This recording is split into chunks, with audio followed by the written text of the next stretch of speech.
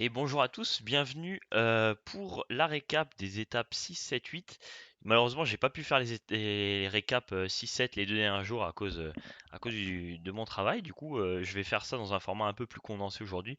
On va revenir rapidement sur les dernières étapes et également sur l'étape d'aujourd'hui, donc l'étape 8, où Alaphilippe a récupéré son maillot jaune. Donc ça, c'est plutôt une nouvelle sympa et avec une étape vraiment, vraiment sympathique où il y a eu de l'attaque, etc. Donc ça, on en parlera un petit peu plus tard. On va reprendre là où on s'en était arrêté dans la série de vidéos, donc à l'étape 6, l'étape qui finissait à la planche des belles filles.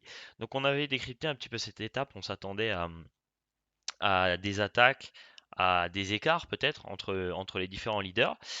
Et au final, on n'a pas eu beaucoup d'attaques. Il y a eu des rebondissements, mais pas énormément d'attaques. Donc si on revient sur l'étape, donc c'est Tuns et Chicone qui, partant de l'échappée, sont allés au bout avec la victoire de Dylan Tuns. Donc si on revient un petit peu sur le déroulement de l'étape, donc on a 14 coureurs qui partent dans l'échappée, beaucoup de temps pour l'échappée, c'est monté à plus de 6-7 minutes je crois, donc vraiment beaucoup de temps. Le peloton a commencé à revenir à peu près à la mi-course. Et du coup, notamment le groupe Julien Alaphilippe qui a essayé de garder son maillot jaune.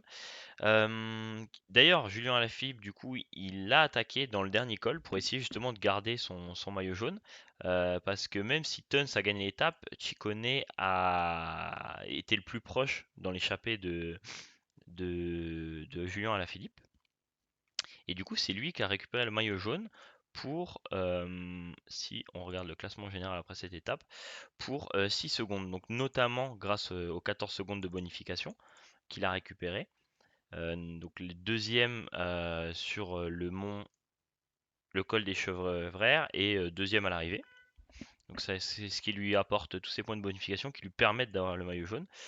Julien Alaphilippe, mine de rien, qui a quand même été héroïque dans cette étape, qui a attaqué dans le dernier col face à tous les favoris. Donc la bataille des favoris qui a été gagnée par Thomas, donc qui récupère 2 petites secondes sur Alaphilippe et Pinot. Quintana, Fuglsang, Michael Landa qui avait aussi attaqué mais qui malheureusement a un petit peu cédé dans les derniers mètres de la course. Richie Porte et Gun Bernal qui perdent voilà, une poignée de secondes sur Geraint Thomas. On a aussi Rigoberto Urán, George Bennett qui ont perdu un petit peu, Enric Mas, etc. Warren Barguil qui a aussi également essayé d'attaquer mais qui a bloqué et qui a perdu du temps sur la suite. Et les grands perdants de cette étape, ben, c'est Romain Bardet qui perd encore plus d'une minute sur le groupe des favoris, ou quasiment une minute, attendez que je dise pas de bêtises, 2,53 sur Thomas, ouais, donc voilà, il perd un peu plus d'une minute, donc ça c'est quand même une grosse contre-performance. Euh, voilà, donc voilà, Kreuziger. On a d'autres, on va dire des petits leaders qui, eux, n'ont pas forcément fait des performances incroyables. Mais ouais, on a pas mal de contre-performances, même si au final, il n'y a qu'une poignée de secondes qui a été perdue. Grosse impression de Thibaut Pinot, qui finit à 2 secondes de Geraint Thomas, mais qui a été plutôt à l'aise sur la montée. Julien Philippe qui a terminé cette étape exténué. On l'a vu quasiment à l'arrêt dans les derniers mètres et malheureusement, donc comme on l'a dit, il perd son maillot jaune pour 6 secondes. Mais comme on l'a vu, il l'a récupéré aujourd'hui, le 13 juillet. Donc on aura un Français en jaune demain pour la fête nationale. Donc ça, c'est plutôt sympathique. Au niveau des points, on avait toujours Peter Sagan devant, Tim Wellens qui a du coup gardé son maillot car il était aussi dans l'échappée. Et même si Giulio Ciccone a récupéré pas mal de points, bah, Tim Wellens en a gardé suffisamment. Et du coup, Ciccone qui récupère également le maillot blanc de meilleur jeune. Voilà donc grosso modo pour l'étape 6. Voilà donc quelques attaques mais c'était plus des pétards mouillés qu'autre chose et au final Geraint Thomas qui montre qu'il est très présent, très fort, Thibaut Pinot également, Alaphilippe qui a montré aussi qu'il avait des jambes mais qui a coincé un petit peu sur la fin donc on va voir que Julien Alaphilippe va descendre son maillot jaune le plus longtemps possible mais il va à mon avis craquer quand on va attaquer dans les étapes de montagne. Donc voilà pour l'étape de la planche des Belleville, l'étape numéro 6. Le lendemain, du coup, on a eu une étape qui nous emmenait de Belfort à Chalon-sur-Saône. Une étape quasiment tout plate avec 3 petits cols, mais rien de bien méchant. Une étape pour les sprinters avec la victoire de Dylan Groenewegen. donc qui était annoncé comme un des meilleurs sprinters au début de ce tour. Alors il a chuté le premier jour, on l'a vu un petit peu en deçà dans les 2-3 derniers sprints. Mais là, il a vraiment dominé ce sprint. Alors, il le gagne pas de grand-chose, mais on l'a senti très à l'aise. Donc, à surveiller pour les prochaines étapes au sprint. Sinon, bah voilà, après, c'était une étape typique de plat. Une échappée avec deux coureurs, Stéphane Rosetto encore une fois, Johan Ofredo encore une fois, les Français qui partent à l'avant, ils ont raison. Et au final, ils se sont pas fait rattraper à tant que ça de l'arrivée, je crois que c'était une dizaine de kilomètres. Tac tac tac, si je retrouve ça rapidement. C'est peut-être pas marqué là. Voilà, ils se sont fait rattraper quasiment à la fin, donc voilà, à 12 km de l'arrivée. Voilà, ils ont tenté leur chance. Ils savaient très bien qu'ils avaient très peu de marge de manœuvre, surtout en partant à deux. Malheureusement, il n'y a personne d'autre qui a tenté sa chance. Donc, étape pour les sprinters. Victoire de Dylan Groenewegen. Si on prend un petit peu juste le classement, donc Groenewegen devant KDB One, devant Sagan. Donc Sagan qui, mine de rien, gratte des points pour le maillot vert par-ci par-là. Il est très bien parti encore une fois pour le récupérer. Donc voilà. Derrière, on a Colbrelli, Philipsen, Viviani. Michael Matthews qui a un petit peu du mal cette année. Donc je pense qu'il pourra pas se battre pour le maillot vert malheureusement. Voilà, donc on voyait Peter Sagan qui a déjà 50 points, c'est énorme sur Colbrelli, un peu plus sur Viviani, la même chose sur Matthews, etc. Tous ces sprinters-là, ils vont clairement jouer que des victoires d'étape. Peut-être que Colbrelli, Viviani, éventuellement Matthews vont essayer d'aller gratter des points pour essayer de piquer le maillot vert à Sagan, mais bon, il est encore très bien parti pour le récupérer. Sur le grimpeur, meilleur grimpeur toujours Timo Lenz. On a vu qu'il n'y avait pas beaucoup de points gagnés et seulement deux échappés. Et le maillot de jeune, c'est toujours Giulio Ciccone. Voilà. On va passer à l'étape d'aujourd'hui, donc avec le maillot jaune récupéré par Julien Alaphilippe. Alors on a eu une petite échappée qui est partie avec trois coureurs dès les premiers kilomètres et un quatrième coureur qui va les rejoindre, Alexandro De Marchi. Donc quatre coureurs qui partent sur cette étape. Donc juste si on remet un petit peu, voilà une étape clairement pour les baroudeurs, très accidentée, avec 7 cols pardon, dont 5 de deuxième catégorie. Donc voilà, on savait qu'il allait potentiellement de nouveau avoir une attaque de Julien Philippe. Il avait annoncé qu'il voulait récupérer son maillot. On a vu un Thomas De Gendt impressionnant parce que du coup il a fait, si je dis pas de bêtises, plus de 180 km d'échappée. Et derrière il a résisté au retour des leaders. Dans le dernier col, donc le col, je crois que c'est celui-là, la côte d'Avez, on a une attaque de Julien Lafilippe qui voulait prendre de l'avance. Non, pardon, excusez-moi. Dans la côte de la Jalière, attaque de Julien Lafilippe qui voulait récupérer les secondes de bonification. Donc à ce moment-là, il n'y avait plus que De Gendt devant. Tous les autres s'étaient fait rattraper petit à petit. Suivi par Thibaut Pinot. Et derrière, les leaders qui ne suivent pas. Geraint Thomas qui était tombé avec deux autres coureurs de Ineos, Katowski et j'ai oublié le nom du troisième. Chute et le temps qu'ils reviennent, le temps que le peloton se mette en groupe, et bien, il y a eu cette attaque de Julien Philippe et de Thibaut Pinot et personne n'a suivi. Et en fait, ils ont pris une dizaine de secondes, une quinzaine de secondes qu'ils ont quasiment gardé jusqu'à l'arrivée. Là, ici, vous voyez qu'il y avait une petite dernière côte d'un petit kilomètre ou un petit peu moins d'un kilomètre où Thomas de Gendt a vraiment résisté au retour des deux Français qui ont du coup collaboré pour creuser l'écart. Et c'est ce qu'on voit sur le classement de l'étape d'aujourd'hui. Donc Thomas de Gendt qui récupère la victoire d'étape. Donc très très grosse performance de Thomas de Gendt. Il a prouvé qu'il était très solide et il mérite cette victoire. Thibaut Pinot et Julien Alaphilippe. Alors Thibaut Pinot qui laisse Julien Alaphilippe pardon qui laisse Thibaut Pinot finir deuxième parce que Julien Alaphilippe voulait récupérer son maillot jaune. C'était chose faite avec les premières bonifications qu'il prend sur la côte de Saint-Just, pardon, la côte de la Jalière. Il était à une seule seconde de Ciccone. À partir de ce moment-là, il savait qu'il allait récupérer, sachant qu'ils avaient de l'avance. Il a préféré laisser les secondes à Thibaut Pinot, qui lui va jouer le général. Je pense que Julien Alaphilippe à partir du moment où on va atteindre la haute montagne, il va peut-être se retirer un peu et essayer éventuellement de jouer d'autres victoires d'étape sur des étapes un peu plus accidentées. Pourquoi pas? Mais du coup, Julien Lafilippe qui récupère son maillot jaune pour quand même 23 secondes sur Ciccone.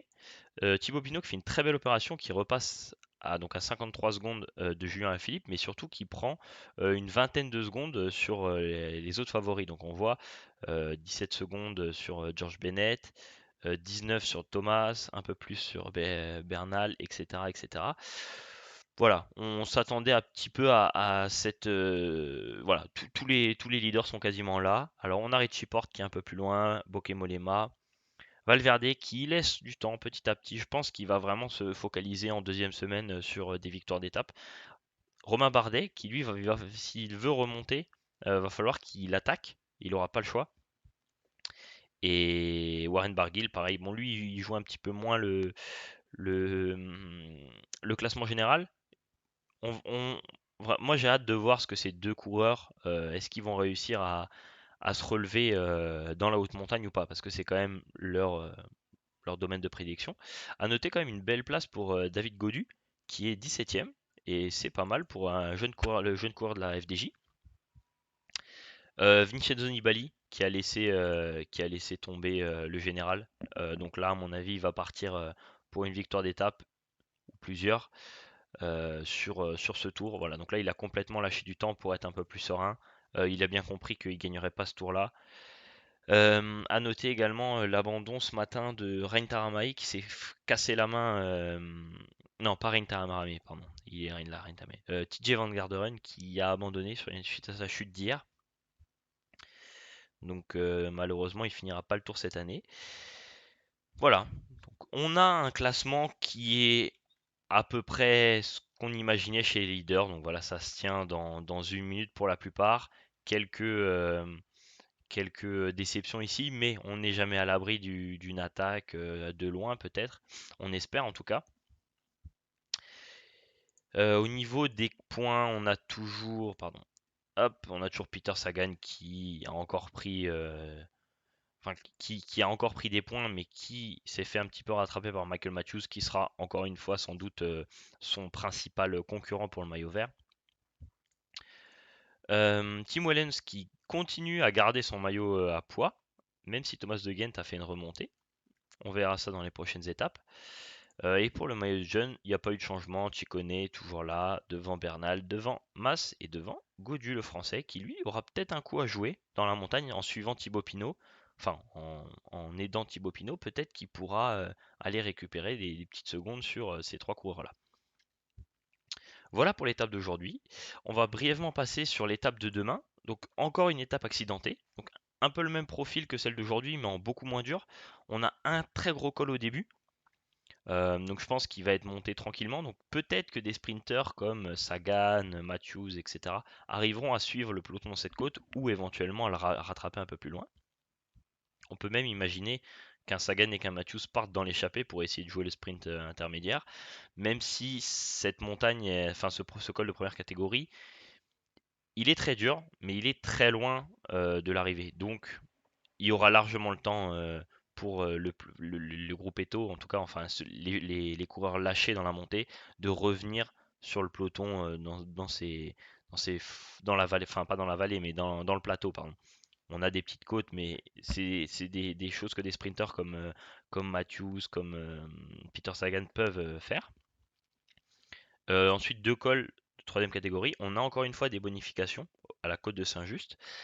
Donc on a plusieurs cas de figure qui peuvent arriver. Donc une échappée de loin qui va au bout, c'est envisageable. À voir si les sprinteurs grimpeurs, on va les appeler comme ça, les sprinteurs qui savent grimper auront envie de laisser passer cette étape, peut-être peut-être pas pour se reposer, mais de laisser passer cette étape parce qu'ils préfèrent se préserver. Si je dis pas de bêtises, l'étape d'après c'est tout plat. Donc est-ce que la tactique sera pas, enfin c'est tout plat, on a quelques petits cols, mais c'est rien de bien méchant. Est-ce qu'ils laisseront passer pour se reposer? Je sais pas. peut-être qu'on aura enfin une échappée vraiment qui se battra, enfin pas une échappée qui se battra pour la victoire, mais une échappée qui ne se fera pas remonter ou qui ne finira pas très proche du peloton. Euh, alors, attention à qui sera dans l'échappée. En fonction de ça, on peut de nouveau avoir une bagarre, notamment de Julien Lafilippe, un col de troisième catégorie, des bonifications. Il l'a déjà fait deux fois, il peut le refaire une troisième fois sur ce type d'étape. Quand il était maillot jaune sur une étape similaire, l'étape 5 je crois, il n'avait pas attaqué, il avait attendu. Euh, Pourquoi pas? Donc moi je vois deux choses, soit une échappée qui va au bout, soit une explication de nouveau entre Alaphilippe, peut-être Van Avermaet qu'on n'a pas encore beaucoup vu, ou d'autres punchers qui pourraient attaquer. Pourquoi pas une attaque, on a vu Thibaut Pinot aujourd'hui, donc pourquoi pas un Romain Bardet, un Warren Barguil, voilà. Donc on a pas mal de cas de figure sur cette étape qui peuvent arriver. C'est assez difficile à analyser parce que du coup on a des étapes de plat après, donc peut-être qu'on va avoir des coureurs qui auront envie un petit peu, qui auront des fourmis dans les jambes et qui auront envie d'attaquer. Pour ma part, je vois quand même une échappée qui va au bout, qui se fera, qui sera, le peloton finira très proche, mais il y a pas de coureurs qui ont vraiment des choses à gagner. Si Ciccone bouge, par exemple, Ciccone qui est deuxième au classement actuel, si Ciccone bouge, Alaphilippe le suivra et il ne pourra pas partir dans l'échappée. Après, est-ce que des coureurs un petit peu plus loin peuvent éventuellement partir dans l'échappée et bon, voilà, ce que je disais, là, on commence à avoir des écarts qui sont très très grands. Voilà, à partir de la 28e place, on a 10 minutes de retard. Donc, peut-être qu'une échappée peut aller au bout et du coup que les leaders, et notamment Julien Alaphilippe ici qui est maillot jaune, laissera du temps parce que ce sera des coureurs qui ne prétendent pas au classement du maillot jaune. À noter Jacob Fuglsang qui a aujourd'hui avait l'air pas mal. Son équipe a roulé. On s'attendait peut-être à une attaque de sa part. Elle n'a pas eu lieu, mais attention, Fuglsang qui montre quelques signes d'envie d'attaquer. Team Ineos du coup qui est tombé aujourd'hui. Bon, ça a pas l'air d'avoir eu de gros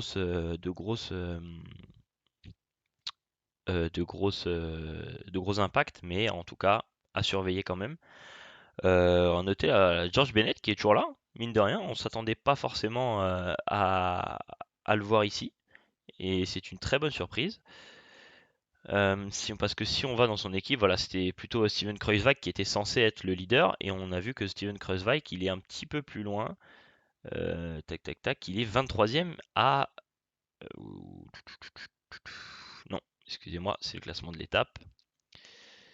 Il est à 1 minute 27, donc il y a seulement 17 secondes, mais George Bennett a montré qu'il était solide par rapport à Steven Kruijswijk.